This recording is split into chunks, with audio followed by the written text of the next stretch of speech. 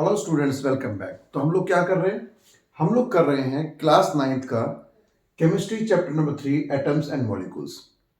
और अब तक के अपने लेक्चर्स में हम लोग पढ़ चुके हैं कि किस तरीके से वेरियस फिलोसफर्स ने in different different time periods में किस तरह के लॉज, थ्योरी, पोस्टुलेट्स हमें दिए। और एटम क्या है, एटम का जो मास है उसको मेजर करने के लिए हम कौन सी यूनिट यूज करते हैं। इसके अलावा एटम का जो साइज है, कितना छोटा होता है एटम, और उसको मेजर करने के लिए कैसे नैनोमीटर यूनिट को यूज किया जाता है standard as a standard unit, ये सब हम पढ़ चुके हैं। हम ये भी पढ़ चुके हैं कि जब सिमिलर टाइप्स ऑफ एटम्स जब मिलते हैं तो एलिमेंट बनाते हैं, और अलग अलग प्रॉपर्टी वाले एटम्स जब मिलते हैं तो कंपाउंड बनाते हैं। और इसी सीरीज में कंटिन्यू करते हुए आज हम लोग पढ़ेंगे सिंबल्स ऑफ एलिमेंट्स। देखिए फ्रेंड्स, मैंने आपको बताया था कि 118 के करीब जो है, अप्रोक्सीमेटली 118 एलिमेंट्स जो है अभी तक नोन है। 118 elements are discovered by the scientist till now. 118 elements के सबके अपने अपने नाम हैं। अब देखो, ये जो नाम है एलिमेंट्स के, ये जहां पर ये एलिमेंट्स डिस्कवर हुए, उन कंट्रीज में जहां जिस प्लेस पर ये डिस्कवर हो उनके नाम पर इसके नाम रखे जाते थे पहले, या जिस साइंटिस्ट ने इनको, जिस व्यक्ति ने इनको डिस्कवर किया, कई बार उनके नाम पर भी इनके नाम रखे जाते हैं। अच्छा, 118 एलिमेंट के इतने सारे नाम इकट्ठे हो गए अब, तो क्या ये पॉसिबल है कि कोई भी स्टूडेंट या कोई साइंटिस्ट इन इतने बड़े बड़े नामों को हमेशा अपने दिमाग में याद रखे, स्पेलिंग याद रहे, और फिर जब केमिकल रिएक्शंस जब नोटबुक के अंदर लिखी जाए तो हर बार पूरा नाम लिखा जाए? ये तो बड़ा डिफिकल्ट हो जाएगा। तो देखिए, ये जो एलिमेंट्स हैं, 118 जो एलिमेंट्स हैं, इनके नामों को हम सिंबल के द्वारा जो है पहचानते हैं। इनको सिंबल्स दिए गए हैं। तो सबसे पहले जो एलिमेंट्स को सिंबल, पहचान के लिए जो सिंबल दिए गए थे, वो जॉन डाल्टन ने दिए थे। जॉन डाल्टन, हमने जो पोस्टुलेट्स पढ़े थे, जॉन डाल्टन ने सबसे पहले एलिमेंट्स के सिंबल बनाए थे। उन्होंने कुछ इस तरीके के बनाए थे, जैसे मान लो ये कार्बन है तो कार्बन का ये सिंबल बना दिया उन्होंने। हाइड्रोजन का सिंबल बना दिया, यहाँ पे डॉट लगा दिया, हाइड्रोजन सिंबल बना दिया। फिर इस तरीके से उन्होंने ऐसे करके कोई एक सिंबल ऐसे बना दिया, कोई एक सिंबल ऐसे प्लस का निशान बना दिया। इस तरह के सिंबल आपकी बुक में दिए हुए हैं। तो इस तरह के सबसे पहले जो है एलिमेंट्स के लिए सिंबल जो थे ना, वो जॉन डाल्टन ने यूज किए थे।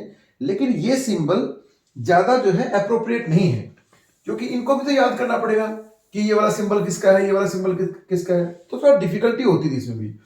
तो एक बर्जेलियम करके एक साइंटिस्ट हुए, बर्जेलियस।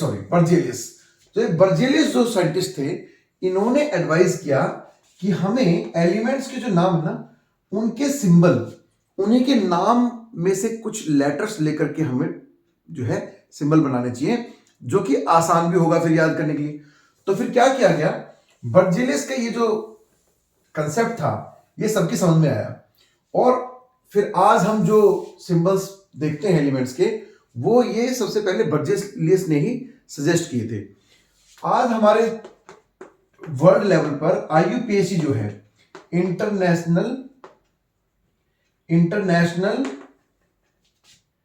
यूनियन, ये एक साइंटिफिक ऑर्गेनाइजेशन है, international union of pure and applied chemistry.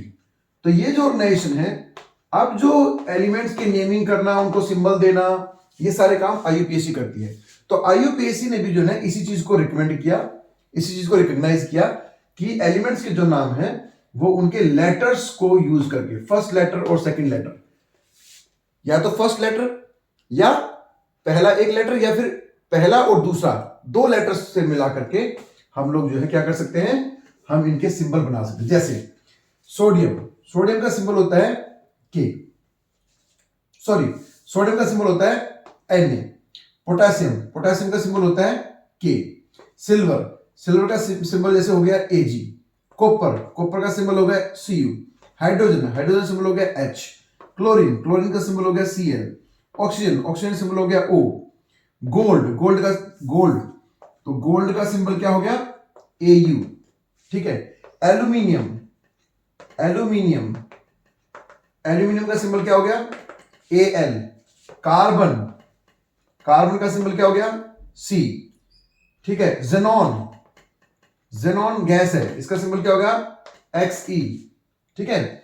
ऐसे ही और जैसे magnesium, magnesium Mg, manganese Mn। तो देखिए ये सारे सिंबल आपको नजर आ रहे हैं। अब हमें पूरा सोडियम की स्पेलिंग लिखने की जरूरत नहीं है, खाली इसका सिंबल से काम चल जाएगा। ये सिंबल क्या है, ये इसकी पहचान है। Na का मतलब सोडियम, K का मतलब पोटेशियम। तो इस तरीके से हमारी केमिस्ट्री के अंदर जब हम केमिकल इक्वेशंस लिखेंगे तो हम पूरा नाम नहीं लिखेंगे, बल्कि इन एलिमेंट्स को इनके सिंबल से पहचानेंगे, ठीक है, इनके सिंबल से पहचानेंगे। अब देखिए फ्रेंड्स, आप कहेंगे कि सोडियम के तो नाम में कहीं भी Na नहीं आता, तो फिर आपने कहा कि एलिमेंट का जो नाम होगा उसी के लेटर्स में से फर्स्ट लेटर और सेकंड लेटर को यूज करके हम सिंबल बनाएंगे। तो फिर ये Na कैसे हो गया, पोटेशियम के अंदर कहीं भी K नहीं आता, तो फिर ये K कैसे हो गया इसका सिंबल। सिल्वर में कहीं भी A और G नहीं आता, तो इसका सिंबल ये कैसे हो सकता है। कॉपर में Cu कहीं भी नहीं आता, U तो है ही नहीं इसमें। हाइड्रोजन का तो चलो ठीक है, H आ गया। क्लोरीन में भी चलो ठीक है, Cl आ गया। ऑक्सीजन के अंदर भी चलो इसका पहला लेटर जो है O है, तो ऑक्सीजन आ गया। एल्यूमिनियम के अंदर पहले दो लेटर हैं, तो इससे Al आ गया। कार्बन के अंदर इसका पहला लेटर ले लिया, C आ गया। जेनॉन के अंदर भी चलो Xe आ गया। मैग्नीज के अंदर भी Mg आता है, तो Mg आ गया। तो आपने क्या देखा कि बहुत सारे लेटर्स तो आपको समझ में आ गए, सिंबल तो समझ में आ गया कि चलो ठीक है भाई, ये तो ठीक है। लेकिन ये वाले जो मैंने कुछ बताए, ये तो है ही नहीं लेटर्स इन वर्ड्स में। क्यों नहीं, क्यों है ऐसा। तो देखो फ्रेंड्स, ये जो सिंबल है ना, ये जो सिंबल है वो इनके जो सोडियम का, पोटेशियम का, सिल्वर के जो एक्चुअल नेम है, तो ये जो नेम रखे गए थे, ये जहां पर डिस्कवर हुए वहां उस देश में इनका नाम ऐसे रखा गया। जैसे सोडियम जो है, सोडियम का जो रियल नेम है वो है नेट्रियम। नेट्रियम इसका जो है, आप यूं कहिए लैटिन वर्ड है ये। तो लैटिन भाषा में बहुत सारे नामों को रखा गया है, तो लैटिन वर्ड है नेट्रियम, तो इसलिए इसके दो लेटर पहले लेंगे तो हो गया Na।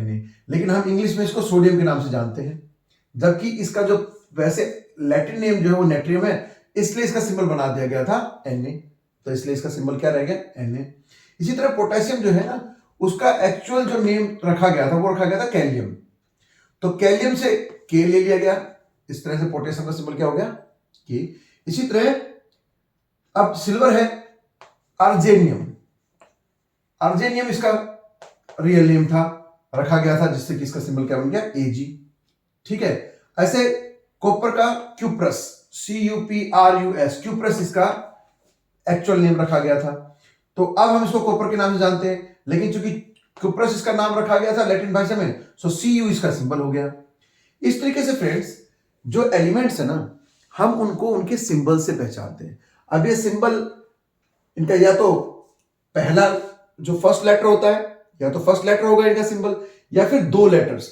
लेकिन एक चीज ध्यान रखना कि जब दो लेटर होते हैं ना, तो पहला, जैसे क्लोरीन है, क्लोरीन के दो लेटर हैं Cl, तो पहला लेटर हमेशा कैपिटल होगा और दूसरा लेटर जो होगा वो स्मॉल होगा। या तो एक लेटर होगा, एक लेटर, अगर जैसे कार्बन है, कार्बन का तो सिर्फ एक ही लेटर से इसका नाम हो गया C, तो ये तो कैपिटल ही होगा। लेकिन जैसे एल्यूमिनियम है, तो एल्यूमिनियम के दो लेटर लिए गए हैं, तो फर्स्ट लेटर तो हमेशा कैपिटल होगा और सेकंड लेटर स्मॉल होगा। तो इस तरीके से फ्रेंड्स सिंबल ऑफ एलिमेंट्स को बनाया गया। सबसे पहले डाल्टन ने बनाया था, लेकिन वो सिंबल भी याद करने पड़ते थे। अब इतना याद थोड़ी ना रहेगा कि ये डॉट वाला जो सिंबल बनाया था, एक खाली गोले वाला जो बनाया था, एक ऐसे लाइन बना करके गोला बनाया हुआ है, एक गोले में प्लस का निशान है, एक गोले में इस तरह का निशान है, तो इनको भी याद करना ज्यादा आसान नहीं था। इसलिए बर्जेलियस के कहने पर, बर्जेलियस की सलाह पर, एडवाइस पर सबने एडॉप्ट किया उस चीज को, और उसी को IUPAC ने भी अडॉप्ट किया, और इस तरीके से जो है एलिमेंट्स के सिंबल्स को बनाया गया। तो अब हमें एलिमेंट्स के नाम याद रखने की जरूरत नहीं है, हम उनको इन सिंबल से पहचान सकते हैं। और हमारी जो पीरियोडिक टेबल है, पीरियोडिक टेबल जो बनाई हुई है 10th क्लास में, 9th क्लास में आप समझेंगे, पीरियोडिक जो टेबल है उसके अंदर हमें इनके कंप्लीट नाम नहीं दिए गए हैं, सिर्फ इनके सिंबल से वो पीरियोडिक टेबल बनी हुई है। ठीक है, तो आपको समझ में आ गया कि सिंबल ऑफ एलिमेंट्स क्या होता है। अब दूसरा जो टॉपिक है जो हम कवर करने जा रहे हैं आज, वो है एटॉमिसिटी क्या होती है। तो मैं एक बार इसको रब कर देता हूं, उसके बाद फिर पढ़ते हैं।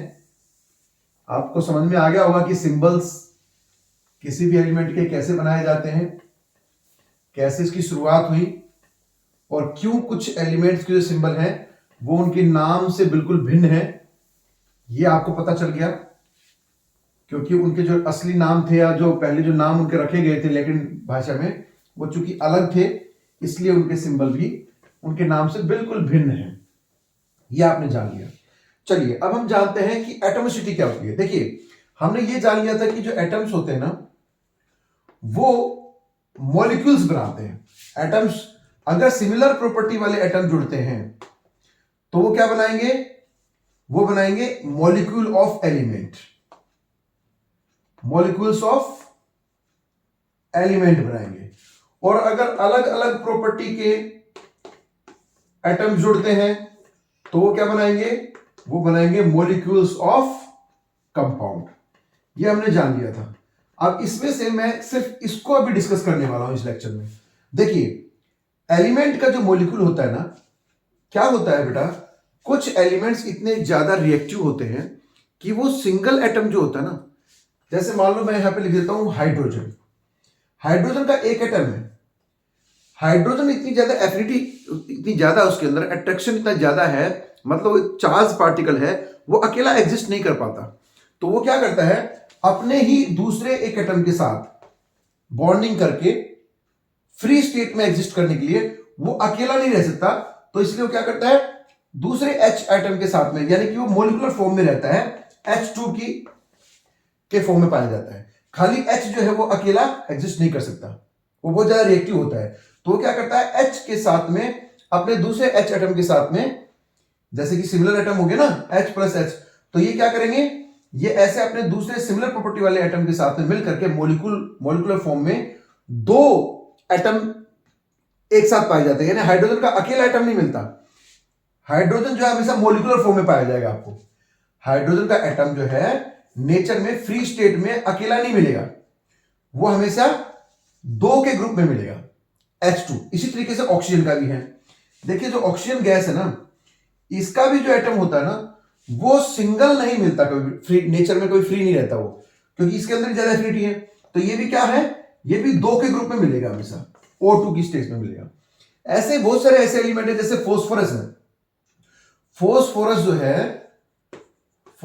जो है इसका जो एटम है वो तो 4p plus p plus p plus p, phosphorus के 4 एटम एक साथ मिल करके जुड़ करके, मतलब एटॉमिक मॉलिक्यूलर फॉर्म में पाए जाते हैं। तो आपने क्या देखा कि जब एटम्स एलिमेंट्स के मॉलिक्यूल बनाते हैं तो क्या होता है, कुछ जो एलिमेंट्स हैं उनके एटम तो फ्री स्टेट में मिल सकते हैं, जैसे हीलियम है। हीलियम का जो एटम होगा He, वो अकेला एटम जो है फ्रीली नेचर में पाया जा सकता है, वो फ्री मिल सकता है, क्योंकि ज्यादा एफिनिटी इसके अंदर नहीं है। लेकिन जैसे हाइड्रोजन का मैंने बताया, हाइड्रोजन का एटम अकेला नहीं मिलेगा, वो दो के पेयर में मिलेगा। ऐसे ही क्लोरीन का भी है, क्लोरीन का भी एटम दो के पेयर में मिलता है। ऐसे ही जैसे सल्फर की अगर बात करूं, सल्फर का जो एटम है ना, सल्फर का एटम तो S8, यानी कि 8 एटम्स जुड़ करके उसको जो है 8 एटम सल्फर के ज्वाइंट फॉर्म में मिल करके ऐसे इस स्टेट में, मतलब वो पाए जाते हैं। यानी इसका जो मॉलिक्यूल है उसमें एक वो अकेला सिंगल आपको एटम नहीं मिलेगा, इसके मॉलिक्यूल में क्या मिलेगा, 8 एटम मिलेंगे सल्फर के नेचर में, ये फ्रीली एग्जिस्ट नहीं करते हैं। तो ये जो है ना बेटा, नंबर ऑफ एटम्स किसी भी एलिमेंट के मॉलिक्यूल के अंदर, एलिमेंट का जो मॉलिक्यूल है, एलिमेंट का मॉलिक्यूल कैसा होता है, जिसमें सिमिलर प्रॉपर्टी वाले एटम्स मिल रहे हैं। तो देखो, अगर किसी मॉलिक्यूल में दो एटम एक साथ ज्वाइन करके नेचर में हैं, तो उनको हम कहते हैं डायटोमिक। तो ये मॉलिक्यूल कैसा है? ये मॉलिक्यूल है डायटोमिक, क्योंकि ये दो के ग्रुप में है। ठीक है, इसी तरीके से अगर अकेला कोई मिलता है, जैसे हीलियम का एटम अकेला है, तो ये तो अकेला है, तो इसको बोलेंगे मोनो एटॉमिक। क्या बोलेंगे? Mono atomic. तो मोनो एटॉमिक हो गया।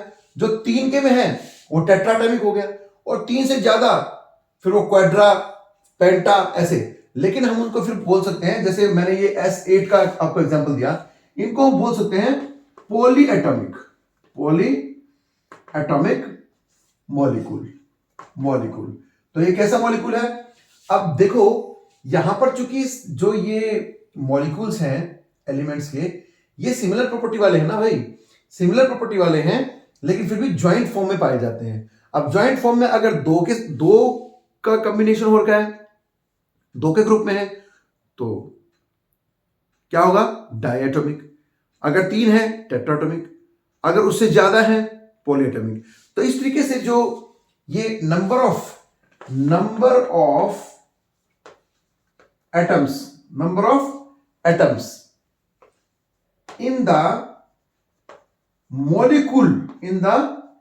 molecule of an element